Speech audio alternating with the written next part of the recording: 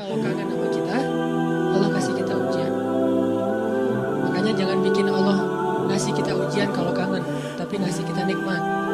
Kenapa Allah kasih kita nikmat? Soalnya kita udah biasa, nggak perlu diuji juga, udah tetap setiap malam tuh curhat sama Allah. Bukan pas lagi banyak masalah doang baru curhat. Kalau pas banyak masalah doang baru curhat, berarti pas kita lagi normal, kita lama tuh nggak ketemu Allah, nggak pernah miss call Allah, nggak pernah japri Allah, nggak pernah curhat ke Allah, nggak pernah DM. Kan Allah kangen nih, kemana ya dia, kok nggak pernah DM saya, kok nggak pernah miss call saya, kok nggak pernah japri ke saya, padahal online-nya sering loh. Tapi aku nggak pernah ke saya, nih online-nya masih apa nih? Kan Allah suka gitu sama hambanya, walaupun dengan analogi sosmed ya. Tapi Allah tuh perhatian banget sama kita. Allah nungguin kita datang. Setelah sekian lama kita cuek sama Allah, tiba-tiba kita baru niat mau datang. Udah lama juga ya saya belum japri ke Allah. Baru gitu doang, belum diketik nih, belum typing. Baru niat doang nih, Allah udah bahagia coba. Allah kok baik banget ya sama kita ya. Seolah-olah Allah butuh kita, padahal gak sama sekali loh. Ghaniyun anil alamin. Allah tuh gak butuh kepada siapapun di antara hambanya, gak butuh sama sekali. Tapi kayak seolah-olah Allah tuh yang butuh banget sama kita. Saking baiknya Allah. Allah itu Raufun, Rahimun, Karimun, Jawadun, apalagi Latifun. Nah, Latifun Allah tuh sangat pengen dekat sama hambanya, itu Allah. Udah lama pergi nih, sibuk dengan semua orang dijapri, semua orang dia chat sampai tengah malam chat sama orang lain, tapi Allah nggak pernah dijapri. Allah tungguin. Kalau manusia mungkin kita bisa nyebutnya kayak kesepian gitu, tapi Allah kan nggak mungkin kesepian. Tetap aja Allah nungguin seperti orang yang kesepian, saking kangennya sama kita. Coba begitu kita ada masalah datang ke Allah, Allah nggak bilang giliran sekarang aja lo datang, kan kayak gitu Allah. Langsung Allah dekat, langsung Allah, ada apa hambaku? Hal min hajah, apakah kamu butuh sesuatu? Hal min taib, apakah kamu mau diterima taubatnya? Hal min mustaghfir, apakah kamu mohon minta ampun? Allah tanya kepada kita setiap malam, dicuekin lagi. Datang Allah ke langit dunia. Harusnya kan Allah suruh aja malaikat kasih tahu ke dia supaya berdoa. Enggak, Allah yang langsung turun. Ibaratnya Allah yang ngejapri kita. Enggak dirit juga. Setiap malam japri, setiap malam enggak dirit. Padahal online-nya, lasingnya tuh per setiap jam, bahkan setiap menit dia online terus. Tapi yang Allahnya enggak dirit, ketimpa lagi tuh. Marahkah Allah? Kalau Allah marah, pasti kita udah celaka dari dulu juga. Karena kalau Allah udah marah, maka perhatikanlah kaum-kaum sebelum kalian, kata Allah. Perhatikanlah kaum-kaum sebelum kalian, Ad, Samud, atau tokoh-tokoh sebelum kalian, Firaun, Haman, Namrud, dan seterusnya. Perhatikan kalau Allah udah marah nih. Berarti Allah belum marah sama kita. Tapi jangan sampai batasan waktu yang Allah buat itu kita lewatin, itu bahaya. Karena kalau Allah sudah menentukan waktunya, nggak bisa ditolak lagi sama kita. Jadi Allah kangen kepada makhluknya. Jadi sifat kangen itu salah satu di antara sifat Allah. Sehingga kalau Allah aja kangen sama kita kangen gak sih sama Allah? Ini pertanyaannya. Karena kalau kita nggak kangen sama Allah, nggak fair. Kenapa nggak fair? Allah kan nggak pernah dapat kebaikan apa-apa dari kita. Kok kangen sama kita? Berarti Allah kangennya tulus. Kalau kangen kita kan ikhlas ya. Ikhlas dengan tulus agak beda dikit nih. Kalau tulus nggak berharap apa-apa. Kalau ikhlas berharap. Kalau ikhlas itu berharap. Allah aja tuh nggak menginginkan apa-apa dari kita, kangen. Berarti kan nggak ngarapin apa-apa, bisa kangen. Baik banget kan? Nah kita kalau kangen pasti ada ngarapin sesuatu. Kayak kangen orang tua, kenapa? Pengen masakan ibu. Kangen kampung halaman, kenapa? Pengen jajan, pengen lihat suasana yang luar biasa di keluarga. Kan kangen ya kampung halaman. Kangen dia misalnya, pengen disiapin segelas apa misalnya, green tea lah atau Thai tea atau apalah, kalau yang standar maya, atau kopi misalnya. Kita mengharapkan sesuatu dalam kangennya kita. Kalau Allah kangen gak ngarapin apa-apa, karena Allah gak butuh kita. Kok kangen? Berarti Allah maha baik. Kangen mengharapkan sesuatu aja baik, apalagi kangen tanpa mengharapkan apa-apa. Dan yang lebih luar biasanya lagi, Allah bukan cuma gak mengharapkan apa-apa, kangen pengen ngasih sesuatu kepada kita. Kangen pengen ngasih sesuatu untuk kita. Itu kangennya Allah. Mirip dengan kangennya ibu, walaupun gak sama, pasti Allah lebih. Kangennya ibu tuh pengen masakin buat kita loh. Kangennya kita ke ibu, pengen masakan ibu. Beda kan? Jadi jangan merasa lebih baik daripada ibu kita ya. Karena realitasnya, jujurnya mah, kita kalau kangen ibu karena pengen dimasakin. Ibu kalau kangen kita karena pengen masakin. Jarang ada ibu kangen karena pengen masakan dari kita. Kan kita nggak bisa masak, kecuali chef lah ya. Chef juga tetap makannya makanan ibu. Walaupun mungkin dia jago dalam masak, tapi ada sentuhan mukjizat dari seorang ibu yang memang nggak bisa dipakai bumbu. Itu lebih ke perasaan, ketulusan cinta. Beda pasti itu. Ibu saya tuh kalau masak, mungkin banyak ibu-ibu lain atau siapapun perempuan yang masaknya tuh enak. Tapi tetap aja kalau yang dimasak oleh ibu tuh beda. Nggak tahu gimana, nggak bisa dijelasin aja pokoknya beda. Gitu juga yang dimasakin oleh istri.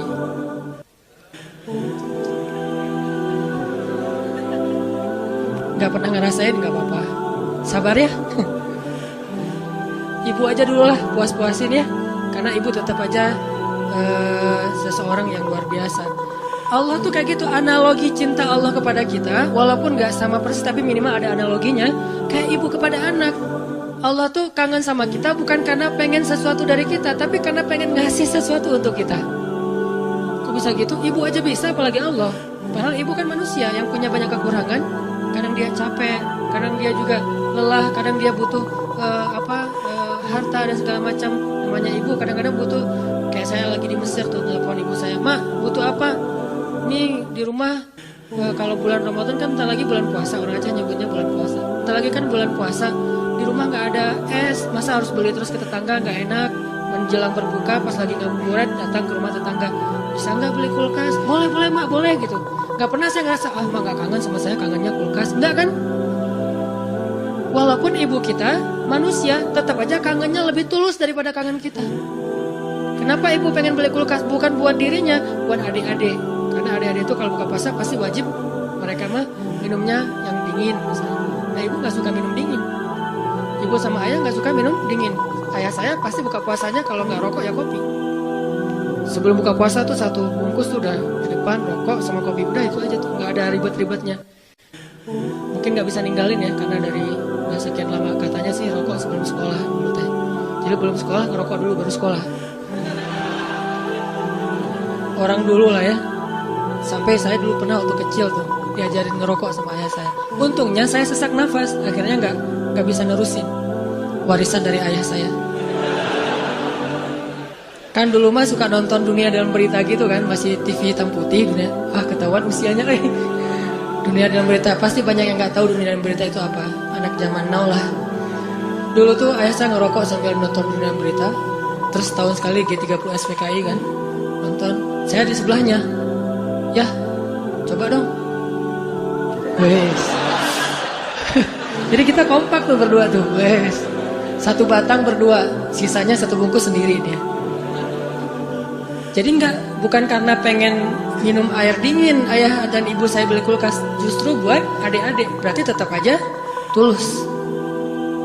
Terus, "Mak butuh apa? Nih adik-adik belum sekolah. Mak butuh apa?" Nggak pernah minta untuk dirinya sendiri. "Mama nih mau lebaran nggak ada baju baru." Nggak pernah, pasti untuk adik-adik. Kenapa nggak untuk saya? Mungkin dianggap saya udah mampu sendiri, udah mandiri, jadi udah nggak perlu dikasih-kasih.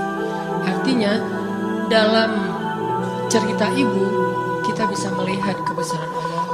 Kalau ibu aja yang penuh dengan kekurangan bisa setulus itu, apalagi Allah. Ibu bisa kangen kepada kita karena pengen masakin buat kita. Allah kangen kepada hambanya karena pengen ngasih nikmat untuk hambanya. Allah kangen kepada pendosa karena pengen ngampunin dosa-dosa dia. Kenapa gak diampunin aja? Karena dia gak datang. Kenapa gak dimasakin aja? Ngapain dimasakin, orangnya gak ada. Kan gitu kan? Katanya ibu kangen, tapi kok gak masak masakan kesukaan aku? Lah kamu masih di Bandung, ibunya di Jawa. Ya gimana yang masakin? Siapa yang makan basi? Nah ibu gak makan spesial itu. Sehari-hari paling makan nasi putih, garam, sama telur ceplok. Kalau enggak juga cuma cabai. Saya waktu kecil makanan favorit saya itu nasi putih, garam, cabai. Itu aja dimakan. Enak banget tuh. Sesekali makan telur, didadar, diceplok. Itu juga tunggu dari kandang ayam. Karena kita nggak beli telur, tapi ibu tuh nernak ayam di belakang. Setiap pagi saya periksa, pinggir loh, mulai telur loh gitu. Ayam-ayamnya dipinggirin. Oh nggak ada, kurang produktif. Hari berikutnya dicek, 3 hari sekali ada telurnya. Kan telur kalau baru dari kandang tuh kan hangat banget tuh. Saya ngerasain ternyata beda ya rasa telur dulu sama sekarang. Memang beda. Dulu tuh nggak pakai pecin juga udah enak. Kenapa sekarang jadi generasi micin? Karena telurnya udah nggak berkualitas. Pembahasannya nggak penting. Jadi makanan ibu cuma gitu. Terus kenapa ibu? Misalnya di Aceh tuh ada namanya masakan kari lah ya, kari kambing, kari ayam. Kenapa mak kalau katanya kangen sama aku kok nggak masakin kari ayam? Nah, kan kamu di Mesir, ngapain dimasakin? Yang makan siapa? Gitu juga Allah, katanya Allah pengen ngampunin dosa aku kok nggak diampunin? Lah kamu nggak pernah taubat, nggak pernah datang, nggak pernah sujud, nggak pernah minta ampun, gimana mau diampunin? Kayak dikasih ampunan nggak ada yang ngambil gitu. Bukan Allah nggak mau ngampunin kita nggak mau ngambil, kita nggak mau makan, kita nggak mau datang gitu. Padahal Allah sediain. Begitu kita mendekat sedikit aja langsung Allah masakin tuh ampunan. Langsung menunya yang paling enak. Kalau analogi ibu tadi masak, langsung disediain untuk kita. Disediakan dengan sangat istimewa buat kita ampunan Allah. Apa istimewanya? Lengkap. Lengkap gimana? Dosanya, semua dosa diampuni. Semua dosa tuh ada tuh. Dosa A, B, C, ampuni semuanya. Taubat diterima dengan seolah-olah kita tuh udah orang paling suci. Kan orang yang paling suci itu orang yang baru bertobat kan? Orang yang paling suci itu orang yang bukan banyak amal soleh. Itu orang yang paling banyak pahalanya. Tapi orang yang paling suci justru yang pertama bertobat itu paling suci. Setelah itu mungkin udah mulai agak mix lagi nih. Udah ada dosa, ada pahala. Tapi baru-baru taubat itu saat yang paling suci setelah kita dilahirkan oleh ibu kita. Kita udah jauh, dosanya udah kayaknya kalau di dosa itu jadi titik-titik di hati kita. Bukan hati kita doang yang hitam, seluruh tubuh kita udah hitam. Karena udah nggak ada tempat lagi di hati, saking banyaknya dosa. Kalau seandainya dosa itu satu titik pulpen, terus setiap kita buat dosa itu jadi tinta sekecil ujung pulpen itu di hati kita, kayaknya bukan hati kita doang yang udah hitam, seluruh tubuh kita juga udah hitam.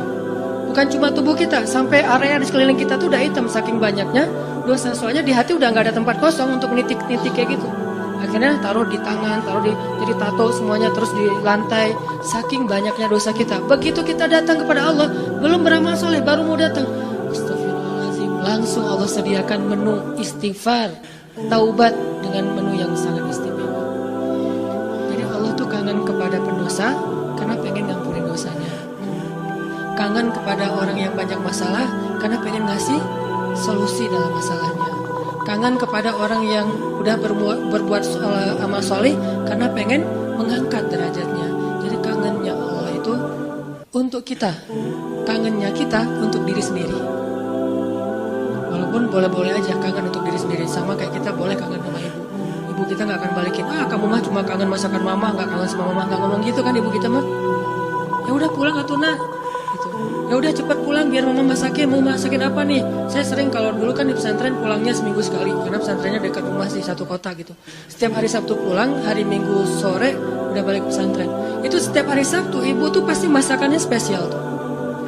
Bang, pulang jam berapa? Jam 4 sore mah. Ya udah nanti mama masakin jam 3 biar hangat pas abang datang. Kadang-kadang macet atau naik angkotnya penuh karena sore itu angkot selalu penuh. Datangnya jam 7, diangetin lagi sama mama. Kenapa tadi nggak jam 4 udah mama masakin? Disiapin sama ibu. Nggak pernah ibu bilang, kamu mau pulang cuma untuk masakan, bukan untuk ibu. Nggak pernah ngomong kayak gitu.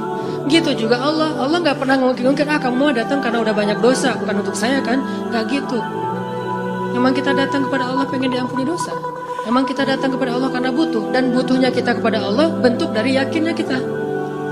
Gak boleh kita bilang saya gak butuh Allah, saya mah memang datang karena cinta. Gak gitu, itu mah terlalu naif menurut saya. Saya gak butuh surga, saya gak takut neraka. Naif banget sih. Gak takut neraka, gak butuh surga, seolah-olah harta yang berharga di sisi Allah itu gak butuh gitu. Sombong banget kita kalau bilang gak butuh surga. Sombong banget kita kalau bilang gak takut neraka. Malaikat Jibril aja takut neraka. Pernah malaikat Jibril nangis luar biasa, kayak orang habis diputusin nangisnya teh. Nangis banget tuh, didatengin sama anak Muhammad. Jibril, kunaon gitu. Kenapa gitu Jibril kok nangisnya kayak gitu-gitu amat? Ini ya Rasul, saya teringat tentang neraka. Dan setiap kali teringat tentang neraka, sejak Allah ciptakan neraka itu, saya gak bisa berhenti nangis. Coba malaikat aja yang lebih keren dari kita, Dzu Quwwatin. Ya, malaikat itu kan paling kuat tuh, Jibril. Yang bilang malaikat Jibril kuat, Allah bukan kita. berarti kuat banget nih, tapi takut neraka. Dan kita bilang nggak takut neraka, sombong namanya.